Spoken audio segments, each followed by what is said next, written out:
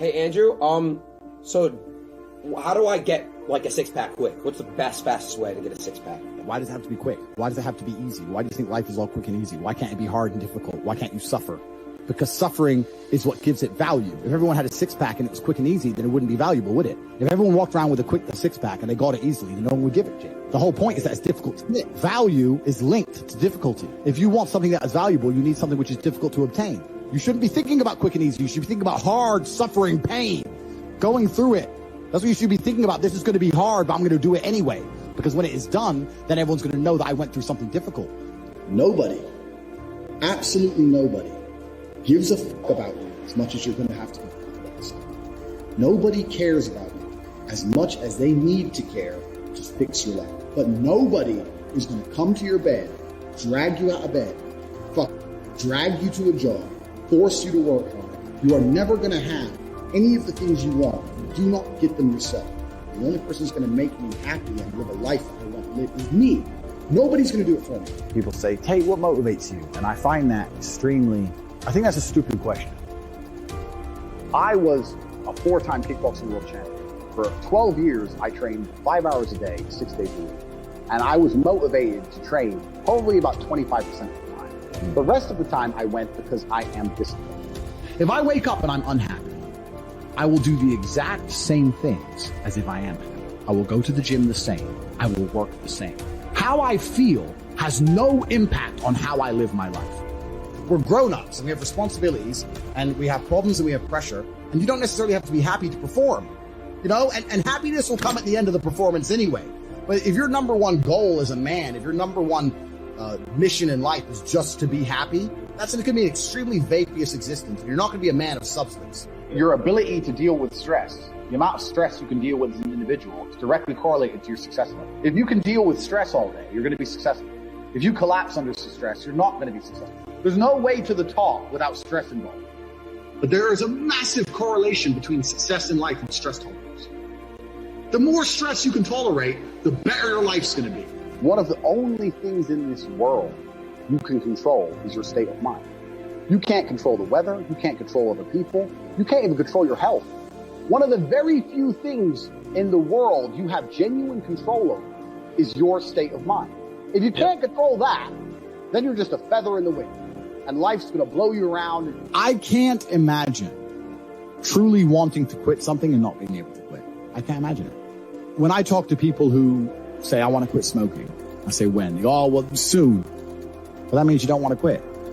You want to keep smoking for a while and quit later. I can't imagine a mind frame or a mindset where I want to do something and can't do it.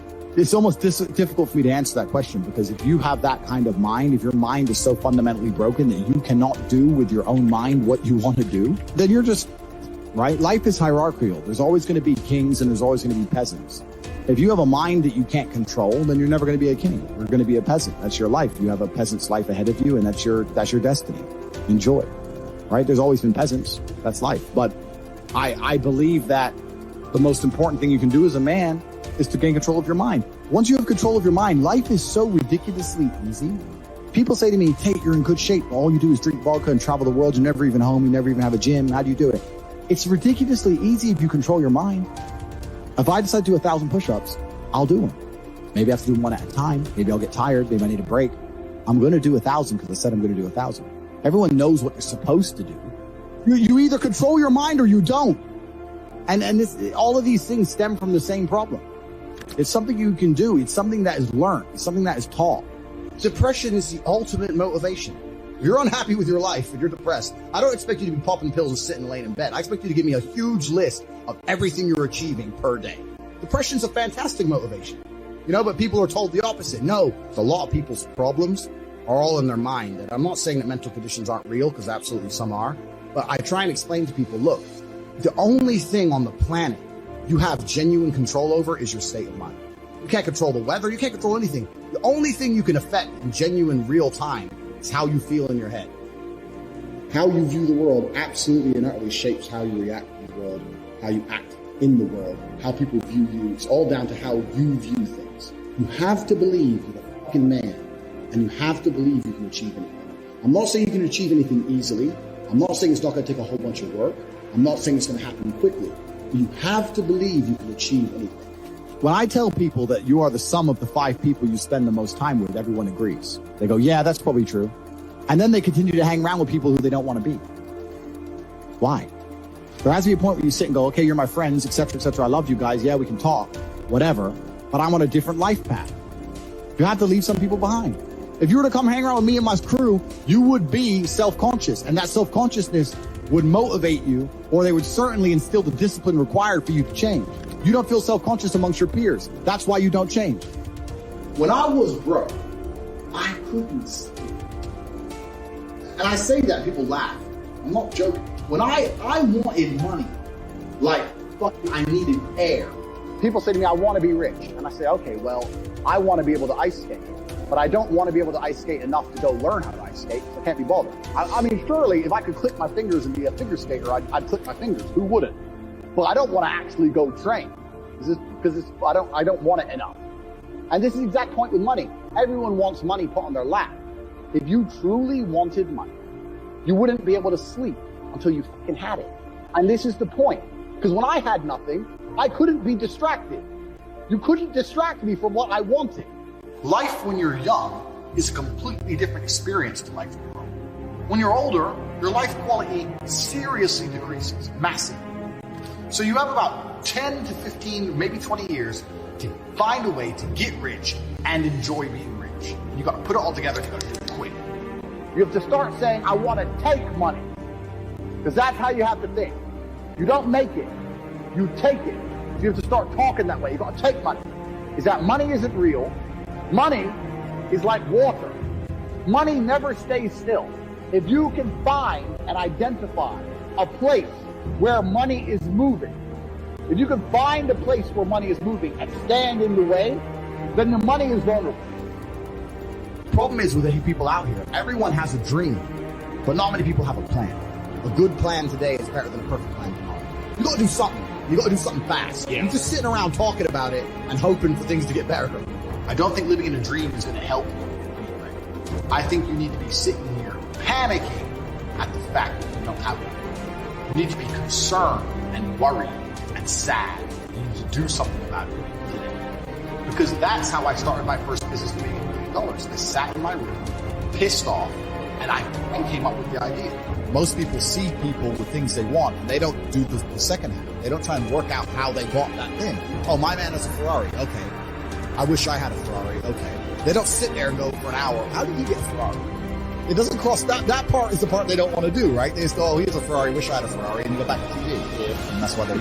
You need to understand that in this world, there's a whole bunch of people doing amazing shit you are not doing. And that needs to piss you off. Because it pisses you off, you become motivated by this. You need to be annoyed. I'm telling you to be angry. Anger is a fantastic force. You take that anger and you direct it in the correct direction. And listen, you may feel fired up for 10 minutes after this little talk. You're not going to feel fired up forever. You need to put systems in place. You need to get discipline. You need to get an atmosphere of people around you who are going to keep you accountable and not make it easy for you to continue to be a fucking nobody. And then you're going to fix your life. Otherwise, you're going to stay a nobody. If you were genuinely pissed off about your situation, you would not need me to motivate you. You would motivate your fucking self. And you would do something to change it yourself. Motivation isn't real. Everyone says this. Motivation is not real. Discipline is real. I do not feel like training, but I still train because I'm a disciplined individual. You don't get to go through life only doing the things you feel like doing. How you view the world absolutely and utterly shapes how you react to the world, how you act in the world, how people view you. It's all down to how you view things. There's very few things in this life we actually have any control over. I learned all of the lessons I'm going to be teaching you the hard way. I didn't learn them in a course, so you guys are very, very lucky. I learned all this shit the absolute hard way. I came from absolutely nothing, becoming a world-level athlete, and now becoming a self-made multimillionaire. So all of these lessons I've learned absolutely the hard way. So I have been in a single mother, my mom crying because she can't pay the bills, broke as a joke. I've been a multimillionaire. I've been a nobody. I've been famous. I've been a world-level athlete.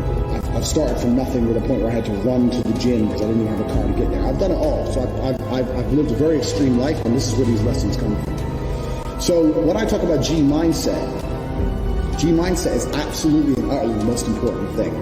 I told everyone I'm going to be world champion. Years before I even had a British title, before I even had an English title, I just started fighting. I was like, oh, I'm the next world champion, yeah. And I just started saying it, but I said it with genuine conviction. I knew I would be the best.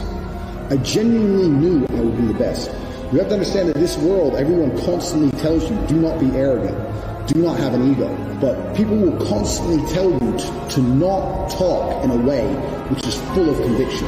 People do not like you to be arrogant and have an ego. This is the worst thing ever. Let me tell you a fact, the number one facet of the G mindset. Your life is never going to be worse if you walk through the world believing you are the fucking man. You wake up, you look in the mirror and go, I'm the fucking man. I am the man. There's no one on this planet who can do shit I couldn't do if I put my mind to it. When you go through life believing you really, really are the man, there are very few downsides. The downsides are everyone's going to call you an arrogant, everyone's going to call you arrogant, everyone's going to call you a dickhead, everyone's going to say he has a big ego. You're going to lose a few loser friends. Who cares? What you are going to gain is other people on the same path. You're going to gain other people who think, yeah, well, I'm the fucking man too. This guy's the man. Let's make some money. That's what's going to happen. So the first thing you can do with your G mindset is you need to start believing you are the fucking man. Even if you're not the man yet, even before I was world champion, I knew I was going to be the man. So I don't give a fuck. And I was happy to say that to anybody.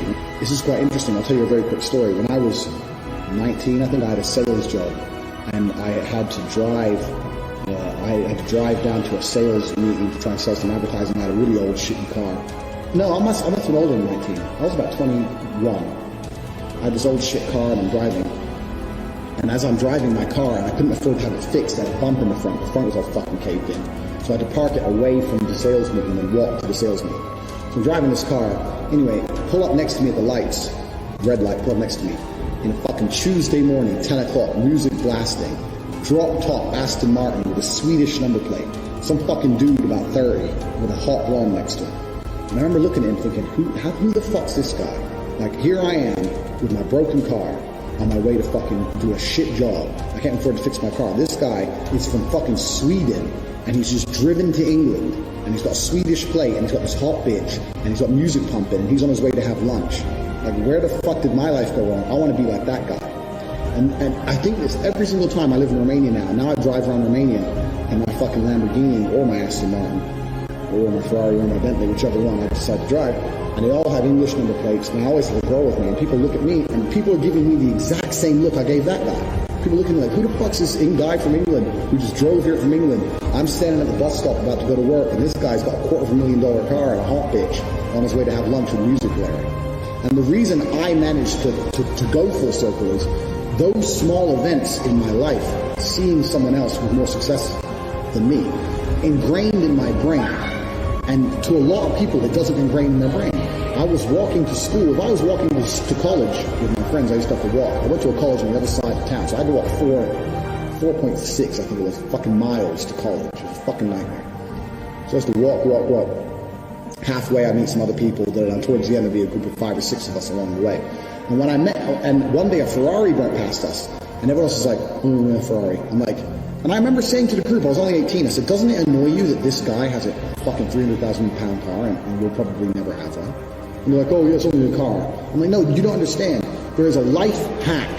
There's something happening where people are living lives that other people don't get to live. There's something happening. There's something going on. I want to have a 300,000 pound car. I want it. And no one else wanted it. These little events didn't ingrain in their brain. Ferrari driving past me bothered me. And it bothered me to my core, to the point where I decided I would do anything it takes to have one. Whereas other people just saw it and carried on with their normal lives. This is the reason I have 6 or 7 supercars and other people don't. You have to believe you're the fucking man, and you have to believe you can achieve anything. I'm not saying you can achieve anything easily. I'm not saying it's not going to take a whole bunch of work. I'm not saying it's going to happen quickly. But you have to believe you can achieve anything. I'm telling you to be angry. Anger is a fantastic force. Like I said, the world tells you not to be arrogant, it tells you not to be angry. It's 2 things it tells you to do. Don't be arrogant, don't have an ego, and you don't have anger. You're a fucking man. You're a full-grown man. It's perfectly fine for you to be pissed off. It's perfectly fine for you to look around at your life, look at the girl you're fucking, look at the house you live in, look at the car you drive, and get pissed off and go, you know what, I want a hotter bitch. I want a fucking nicer house. I want a faster car. There's nothing wrong if you take that anger and you direct it in the correct direction. And you look around you and you don't own the home you're in, get pissed off. If there ain't a Ferrari on the drive, get pissed off. If you don't have 10 Playboy Bunny level beauties, get pissed off. And go, what the fuck? You need to sit there and realize, whoa. I have a few years of consciousness, and even less than that, I have a few short years as a young man. Because age will damage you. And if you're a millionaire when you're 60, it's not nearly as good as being a millionaire at my age. I became a millionaire at 28. So you need to realize you've got a few short years as a young man. You're fucking wasting it. You need to sit there and go, fuck, shit, get angry. Because getting angry, forced, directed anger is an extremely powerful force. These are the first two things you can do for your mindset. Here's the third thing. This is a very, very important thing. Because nobody, absolutely nobody, gives a fuck about you as much as you're going to have to give a fuck about yourself. Nobody cares about you as much as they need to care to fix your life. Even your parents, even your friends, even all the people who think they care about you, they care about you. Yeah, sure, there may be 2 or 3 people on the planet who genuinely care about you. But nobody is going to come to your bed, drag you out of bed, fucking drag you to a job, force you to work hard, go and get you a hot bitch and go and buy you a Ferrari. Nobody is going to do that for you. You are never going to have any of the things you want if you do not get them yourself. Nobody cares about you enough to do it for you. This is absolutely true.